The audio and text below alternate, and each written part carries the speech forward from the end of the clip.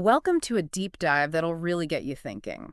We're diving into Luigi Pirandello's The Late Mattia Pascal, and these are excerpts you chose, so you know it's going to be good. Oh yeah, this one's a wild ride for sure. We've got Mattia himself telling us about his crazy life, plus glimpses of Pirandello defending his own writing. You ready to jump in? Absolutely. Let's unravel this thing. Our mission, figure out what this book says about who we are, what's real, all that good stuff. Right off the bat, we meet Mattia, our narrator. Average guy, or so he seems, until life takes a sharp turn. And the way he tells it is just brilliant. Pirandello drops us right into Mattia's thoughts. He's funny, frustrated, and there's this undercurrent of absurdity, like he's in on a joke we don't get yet. Totally. And speaking of jokes, there's this part where Mattia says Copernicus ruined humanity because he said Earth wasn't the center of everything. Makes you think, right, if we're not the center, what's the point? Exactly. It's Pirandello using humor to make a really deep point. See, before Copernicus, people felt important. Then, bam, we're just this tiny planet. Changes everything, even how we tell stories. Okay, so how does it change storytelling? Give us the breakdown. Well, before, novels were like epics, heroes, destinies, the whole bit. But this new uncertainty, it made writers focus on the everyday, the small stuff of being human. So Mattia's life, all those specific little moments, those are Pirandello's way of showing what it means to be alive in this less certain world. Precisely. Even the way he sets up Mattia's past. Those vivid descriptions of his childhood, the overprotective mom, that strange tutor pin zone. It's both relatable and, well, weird. Yeah. Like prepping us for what's next. Right, like that bit about his mom sending servants to find him in their huge house. It's funny, but also kind of sad. Shows how trapped he feels, maybe even then wanting to escape. And Pinzone, he's like this eerie observer. Embodies the book's themes, watching, questioning, messing with reality. Never sure if he's telling the truth or playing mind games. Which is kind of like Mattia himself, talking right to us, breaking the fourth wall. Is he joking? Serious? Blurs the lines, makes you question if anything is what it seems. And that is Pirandello's genius, who's really in control here. Mattia, Pirandello, or us figuring it out as we read. It's like he's saying, don't trust everything you read. Pretty bold for a writer. No kidding. But hey, that's Pirandello for you, always challenging the rules. But just wait, because about now, Mattia's life takes an even bigger turn. Okay, get this. Mattia gets mistaken for dead. Like gone, kaput.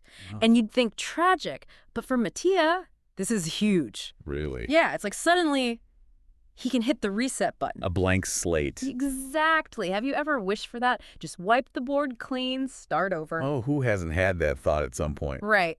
Well, Mattia, he goes for it. Becomes Adriano Mice. New name, new look, the works. It's kind of exciting, actually. It really makes you think about identity. Yeah. Right? Is it a choice? Something we're stuck with? Mattia's going to test that out. It's hilarious how he creates this Adriano guy. Totally. Like he's an actor, obsessing over each detail, picks a name, makes up a whole past, even gets a new eye. He is committed to this new him. Wow, that's dedication. But here's the catch, right? He tries so hard to be Adriano, but there are cracks. Cracks. How so? Like he's free from his old life, Right. but he's also totally alone. Can't really connect with anyone because it's all fake.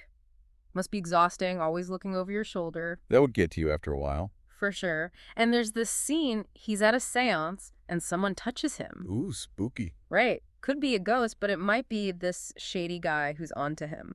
Talk about paranoia. Yeah, that's the price of keeping secrets, even if they seem glamorous at first. Exactly. And then, get this, he's arguing with this Spanish painter. A painter? What about... It's so silly, but Mattia, or Adriano, I guess, he wants to fight back. But he can't. Why not? Because his real self, that impulsive side, it's bursting out. You can't hide who you are forever. It's like trying to hold a beach ball underwater eventually. Pop. It comes right back up. So even with a brand new identity, he's still Mattia. Makes you wonder if even that doesn't make him happy.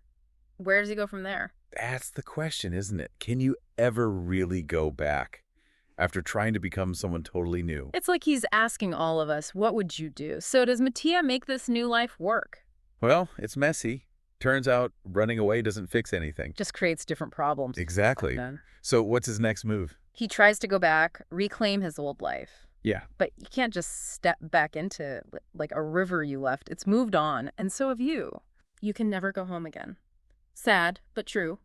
Though with Mattia, it's almost funny how it happens. Oh, yeah. He goes back to his town, and his own brother doesn't recognize him. Oh. It's both sad and funny. A stranger in his own life. Like a ghost. Totally. What about his wife? Any hugs for Mattia? Well, about that. She remarried? No.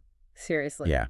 And get this, it's Pomino, Ooh. the guy who was too shy to even talk to her before. You've got to be kidding. It's like the universe is messing with him. It's classic Pirandello, this mix of tragedy and absurdity. So what happens to Mattia? He's stuck. Not Mattia Pascal, not Adriano Mais, caught between who he was and who he tried to be. Man, that's heavy. This whole deep dive has been a trip. We've questioned reality, explored what it even means to be someone, all through Mattia's crazy tale. And don't forget, Pirandello himself is right there with us. He's not just telling the story, he's saying he has a right to tell it this way. Like he's saying, life's weird, art should be too. Right. He wants us to think differently, embrace the unexpected, find the truth hiding in the strange stuff. So, here's something to chew on. If you invented a new you, what would it be? And what parts of yourself would always come along? Something to ponder next time you feel lost. Or maybe a little dead yourself. I like that. And listeners, to really get inside this, check out the late Mattia Pascal. You won't regret it.